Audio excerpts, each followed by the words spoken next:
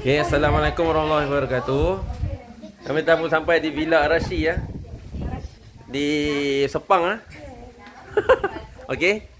Terus kita tengok di sekeliling villa ni. Antara benda yang menarik dia adalah semestinya ada ni lah pool, private pool. Okey, insya-Allah kita akan mandilah lagi. Okey, tengok pokok dia cantik. Subhanallah. Okey, hormati kawasan jiran. Sanan daripada pengusaha homestay. Okey, pintu. Okey, boleh masuk dah. Bismillahirrahmanirrahim. A'udzubillahi minasyaitonirrajim. Bismillahirrahmanirrahim. Okey. Buat apa tu? Okey.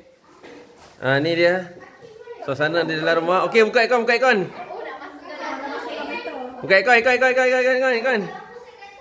Okey, ni dia hidangan daripada Pandai Indah ha. Okey, ni dia suasana di ruangan dapur. Okey, ada ruangan dapur basah. Ada peti ais pun ada di belakang. Okey, buka aircon.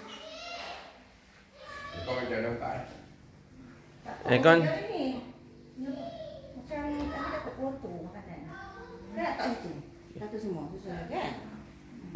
Okey, budak-budak naik atas.